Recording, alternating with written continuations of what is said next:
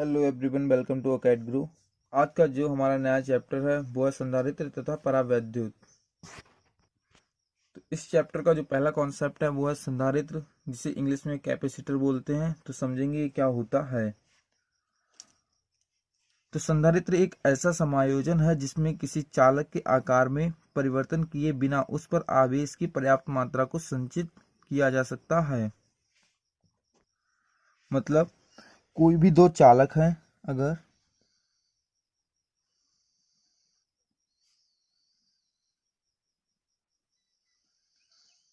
तो इसमें दोनों को आवेश दिया जाता है। एक प्लेट पर, ये चालक की प्लेटें हैं, चालक की प्लेट। तो पहली प्लेट को माना प्लस क्यू आवेश दिया, प्लस क्यू। तो दूसरी को उतने ही परिमाण का विपरीत आवेश देना होता है, ये हो गया माइनस क्यू। तो ऐसा समायोजन जब होता है कि दो चालक की प्लेटें हैं जिनमें एक पे प्लस क्यू और एक पे माइनस क्यू और उनके बीच की कुछ दूरी होती है, तो वो संधारित्र कहलाता है। इस पे क्या कर सकते हैं, प्लेट पर चालक की आवेश को संचित कर सकते हैं, आवेश को इकट्ठा कर सकते हैं। तो ऐसा समायोजन संधारित्र कहलाता है। संधारित्र के प्रतीक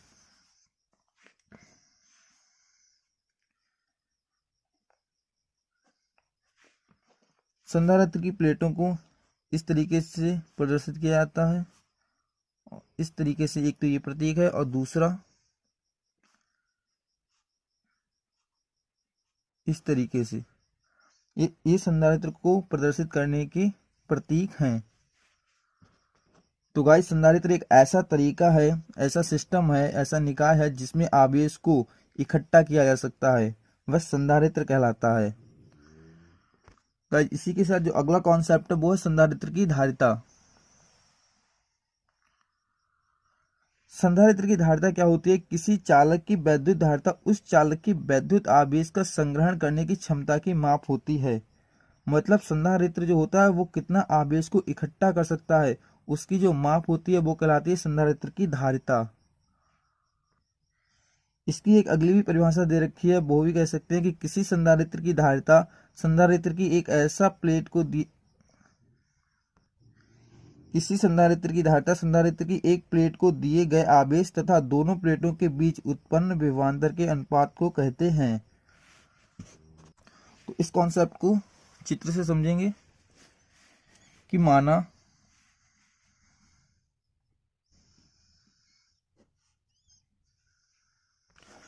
संधारित्र की प्लेटों पर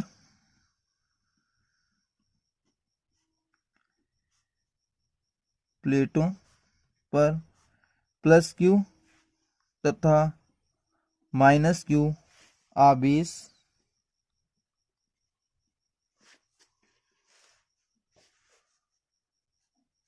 हैं तथा उनके बीच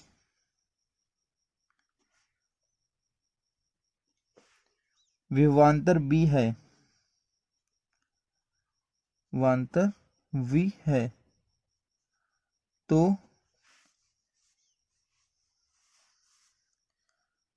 संधारित्र की धारिता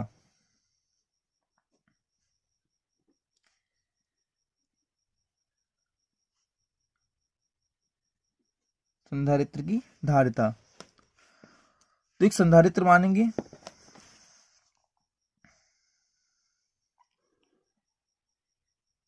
एक संधारित्र है कि प्लेट है और ये दूसरी प्लेट है। तो पहली प्लेट को अगर प्लस क्यू आवेश दिया तो दूसरी प्लेट को उतना ही आवेश देना होगा परिमाण का, यानी कि क्यू आवेश देना होगा, लेकिन विपरीत। तो ये हो जाएगा माइनस क्यू। और जो चालक पर आवेश रहता है वो हमेशा चालक की ऊपरी सतह पर रहता है, इसीलिए जो चालक पर आवेश होगा वह ऊपरी सतह पर होगा, संधारित्र की प्लेटों पर। और इनके बीच का जो विभवांतर है वो है बी। तो संधारित्र की धारिता को सी से प्रदर्शित करते हैं। तो सी आवेश के अनुक्रमानुपाती, इक्वेशन 1, तथा विभवांतर की व्युत्क्रमानुपाती होती है, ये हो गई इक्वेशन 2, समीकरण 1 और समीकरण 2। हमेशा धारिता आवेश के अनुक्रमानुपाती तथा विद्युत विभवांतर की व्युत्क्रमानुपाती होती है। तो समीकरण 1 व 2 से, समीकरण 1 व 2 से, तो ये आ जाएगा C equal to Q by V.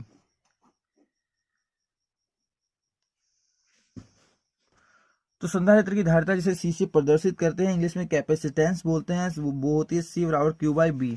तो ये एक नई राशि के बारे में पढ़ा, तो इसके मात्रक देखेंगे और विमा, मात्रक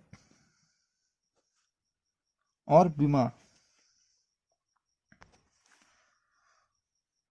तो इस सूत्र के अनुसार संधारित्र की धारिता का एक मात्रक हो जाता है क्यू का होता है आवेश, आवेश का मात्रक होता है कूलाम,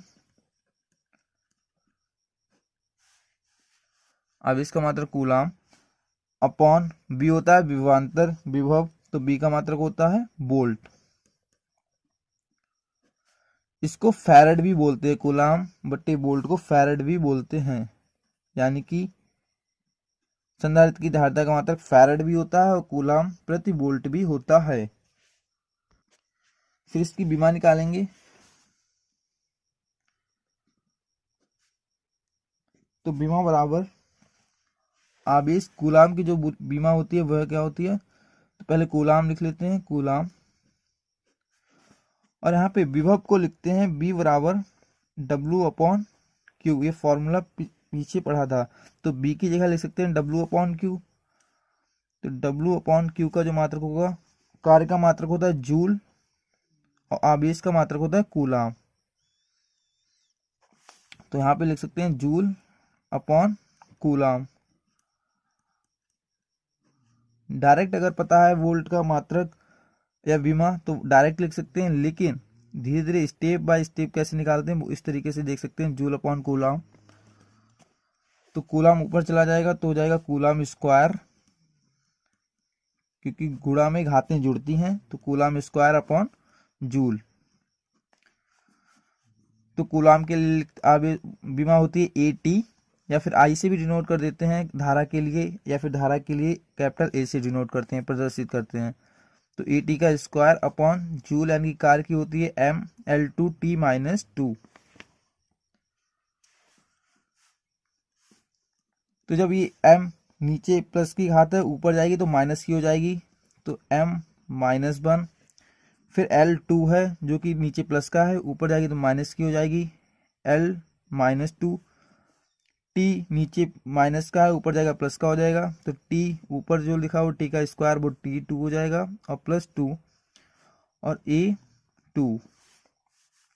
तो इसकी जो विमा हो जाएगी वो हो जाएगी m minus one L minus two T4 A2,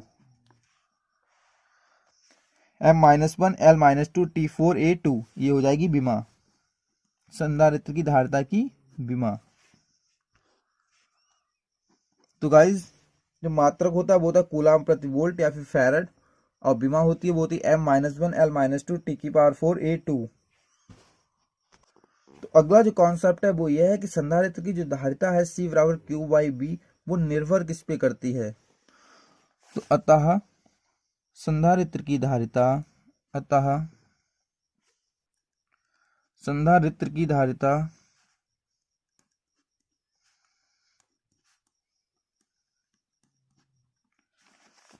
संधारित्र की आकृति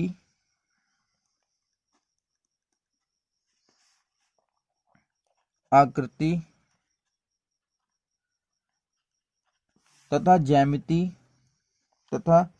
ज्यामिति पर निर्भर करती है।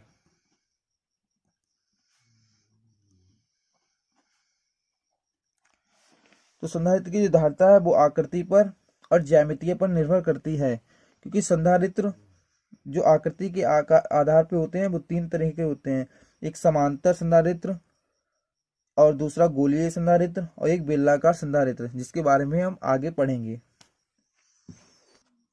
और संधारित्र जो कि डिपेंड नहीं करता है, मतलब संधारित्र की धारिता निर्भर नहीं करती है निर्भर नहीं करती है। पहला पॉइंट हो जाएगा आवेश पर, दूसरा पॉइंट है वैद्युत विभवांतर पर, वैद्युत विभवांतर पर, तीसरा पॉइंट है वैद्युत स्थितिज ऊर्जा पर, वैद्युत स्थितिज ऊर्जा पर। लेकिन जो आपका फॉर्मूला आता है वो था C=Q/B। इस फॉर्मूले के मतलब कि सूत्र के हिसाब से जो संधारित्र की धारिता है वो निर्भर करनी चाहिए आवेश पर और विभव पर, क्योंकि आवेश के अनुक्रमानुपाती तथा वैद्युत विभवांतर के व्युत्क्रमानुपाती वैद्युत धारिता होती है। संधारित्र की जो धारिता होती है वो आवेश के अनुक्रमानुपाती तथा वैद्युत विभवांतर के व्युत्क्रमानुपाती होती है। इसीलिए धारिता जो निर्भर करनी चाहिए सूत्र के अनुसार वह आवेश और विभवांतर पर करनी चाहिए। लेकिन जो संधारित्र की धारिता है वो आवेश और विभवांतर पर निर्भर नहीं करती है, क्योंकि संधारित्र की आकृति और ज्यामिति के अनुसार हम कितना भी आवेश उस पर संचित कर सकते हैं और उनके बीच कितना भी विभवांतर लगा सकते हैं।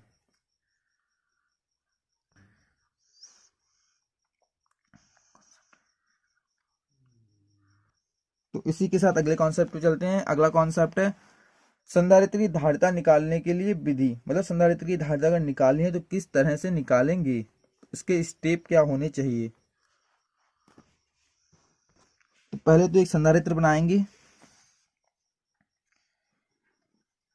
यह है एक संधारित्र,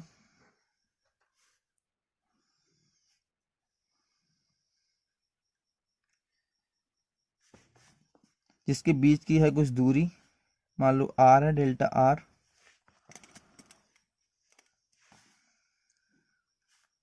इसकी एक प्लेट को +Q आवेश दिया जाता है, एक प्लेट को +Q आवेश दिया जाता है, तो दूसरी प्लेट पे उतने ही परिमाण का विपरीत आवेश यानी कि माइनस आवेश आ जाता है, -Q। फिर क्या करते हैं, इसकी वैद्युत क्षेत्र की तीव्रता निकालते हैं। इसमें देखो वैद्युत क्षेत्र की तीव्रता की दिशा क्या होगी, तो वैद्युत क्षेत्र की दिशा क्या होगी, प्लस है आवेश और यह माइनस, तो वैद्युत क्षेत्र की दिशा क्या होती है, प्लस से माइनस की तरफ। वैद्युत क्षेत्र की दिशा होती है प्लस से माइनस की तरफ, क्योंकि वैद्युत बल रेखाएं जो होती हैं वो क्या होती हैं, प्लस आवेश से निकलती हैं और माइनस पे समाप्त होती हैं। तो वैद्युत बल रेखाओं की दिशा हो जाएगी प्लस से माइनस की तरफ।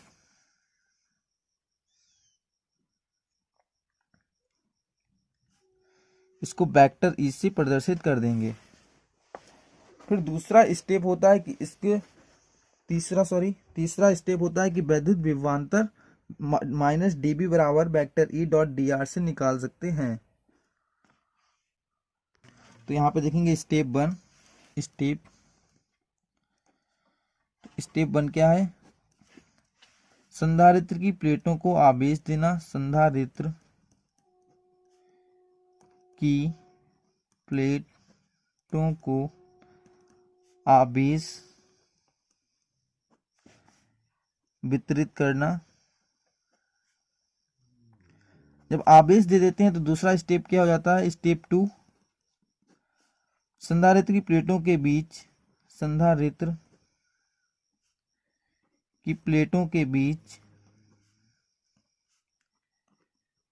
वैद्युत क्षेत्र की तीव्रता को निकालना। और दूसरा स्टेप के बाद तीसरे स्टेप पे आते हैं, स्टेप 3,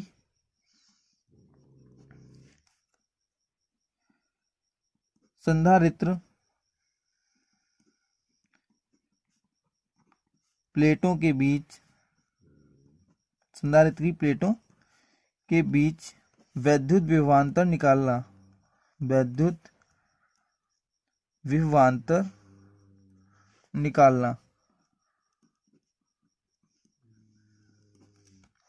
तो वैद्युत विभवांतर क्या होता है, अतः वैद्युत क्षेत्र तो निकाल ही लेते हैं, उनके बीच की दूरी भी पता है, तो क्या होता है -dB बराबर वेक्टर E.वेक्टर डी आर, ये क्या होता है सूत्र, जो कि हम अपने लोग प्रीवियस चैप्टर में पढ़ चुके हैं। माइनस डी पी बराबर vector E dot D R. Step four क्या होता है, अतः संधारित्र की धारिता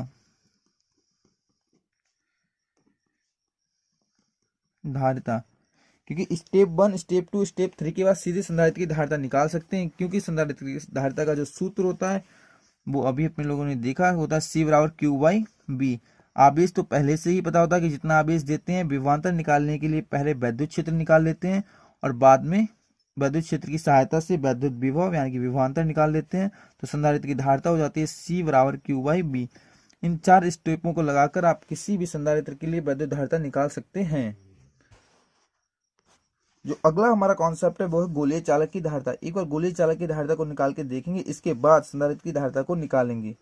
तो गोलीय चालक की क्या धारिता होती है, इसको निकालेंगे। तो माना एक चालक है, गोलीय चालक, जिसकी जो त्रिज्या है वो r है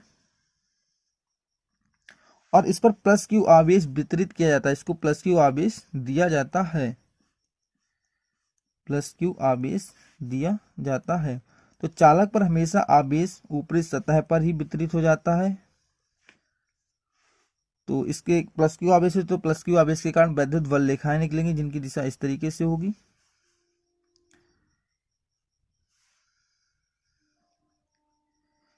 इस तरह से होगी वैद्युत आवेश की दिशा। ऐसी बहुत सी वैद्युत बल रेखाएं निकल रही होंगी, अपने लोग कुछ बना के आइडिया ले लेंगे। तो इसके लिए लेकिन पृष्ठ पर गोलीय चालक है, उसके पृष्ठ पर वैद्युत विभव निकालने के लिए मानेंगे कि प्लस क्यू आवेश एक जो है वो गोलीय चालक के केंद्र पर स्थित है। मतलब यहाँ पे मान लेंगे कि एक प्लस क्यू आवेश है जो कि केंद्र पर स्थित है, तो इसके कारण भी वैद्युत बल रेखाएं निकलेंगी। समान वैद्युत बल रेखाएं, क्योंकि समान परिमाण का आवेश है, क्योंकि ऊपरी सतह पर भी जो आवेश है वो कितना है, प्लस क्यू।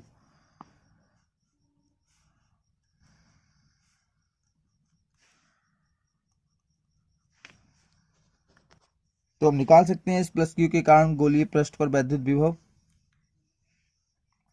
अतः क्योंकि संधारित्र की जो धारिता होती है वो होती है सी, संधारित्र की या किसी की भी जो धारिता होती है वो होती है सी बराबर क्यू बाई बी। तो गोलीय चालक की भी जो धारिता होगी वो होगी सी बराबर क्यू बाई बी। इसीलिए आवेश तो पता है क्यू है, लेकिन विभवांतर निकालने के लिए, पृष्ठ पर निकालने के लिए यहाँ पे प्लस क्यू आवेश को केंद्र पर माना। अतः प्लस क्यू आवेश के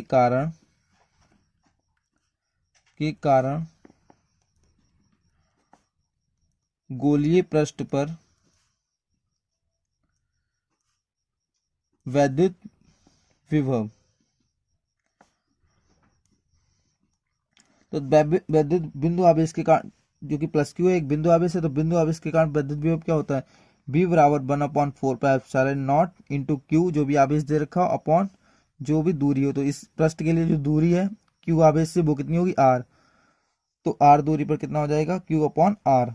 और यहाँ पे दे रखा है कि कोई जो माध्यम है वो परावैद्युतांक है। तो परावैद्युतांक के बारे में भी पिछले चैप्टर में पढ़ चुके हैं। तो परावैद्युतांक जो है वो क्या है, मतलब किसी और माध्यम में रखा हुआ है, वायु निर्वात को छोड़कर किसी और माध्यम में रखा हुआ है। जैसे अचालक माध्यम हो सकता है, कांच में, मोम में, पानी में, इस तरीके से। तो अतः विभव कितना हो जाएगा, V इक्वल टू 1/4πε0। और परावैद्युतांक दे रखा है तो कैपिटल के लिखते हैं, परावैद्युतांक को कैपिटल के से प्रदर्शित करते हैं, इंटू क्यू आवेश है तो क्यू अपॉन जो इनके बीच की दूरी है वो अपॉन आर।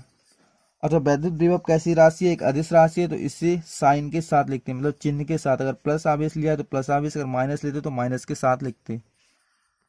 तो इसको लिख देंगे समीकरण 1। तो अतः गोलीय चालक